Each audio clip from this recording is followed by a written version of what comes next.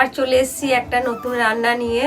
তা আজকে তো আমাদের নিরামিষ লক্ষ্মী পুজো, তা আজকে হবে পনির ফুলকপি। কিভাবে করি আপনাদেরকে দেখাবো। নিরামিষ ফুলকপি কিভাবে করা হয় পনির দিয়ে দেখাচ্ছি।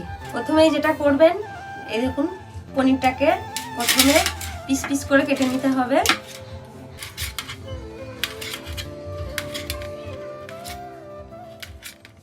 এই দেখুন পনিরটা আমার কাটা হয়ে গেছে।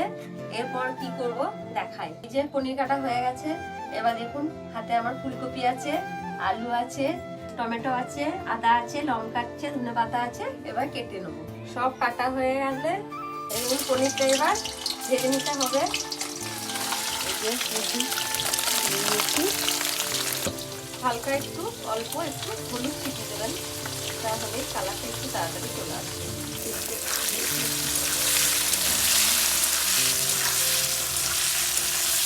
আমার পনির ভাজা হয়ে গেছে।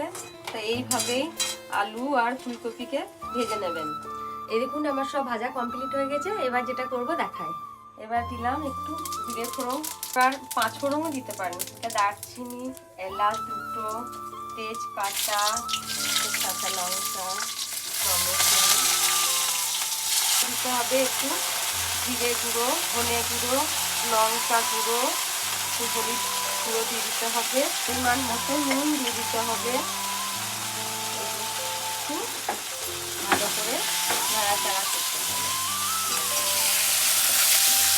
এই দেখুন এবার ভেজে রাখা আলু আর ফুলকপি দিয়ে দিচ্ছি। মশলাটা অনেকটা কষানো হয়ে গেছে। আলু ফুলকপি দিয়ে মশলার সঙ্গে নাড়াচাড়া করে দিই।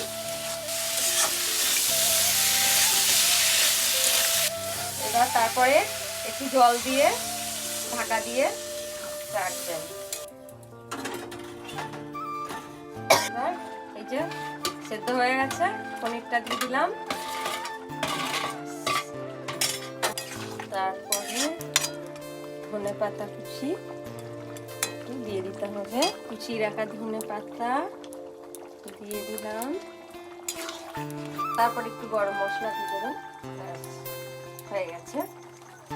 আর ঢাকা দিয়ে রেখে দেবেন। হয়ে গেছে আমার রান্না, হয়ে গেছে কমপ্লিট। এবার খাওয়ার পালা, চলো খাই। ফুলকপির তরকারি। তো গাইস আমাদের বাড়িতে ফার্স্ট টাইম পনিরের তরকারি হয়েছে, প্রথমবার। তো কি বলবো, আমরা খাই। তোমরা ঝটপট চ্যানেলটাকে সাবস্ক্রাইব করো। আবার পরবর্তীকালে আস্তে আস্তে ভাই ধাপে ধাপে আসবে, একবারে হয়ে যাবে না। প্রথমবার ট্রাই করছি রেসিপির ভিডিও, প্রথমবার করছি, তো ঘট করেই ভালো ভিডিও হবে না, আস্তে আস্তে হবে। তো সবাই সাবস্ক্রাইব করো, তাহলে হবে নতুন নতুন রান্না দেখাতে হবে। চলো টাটা।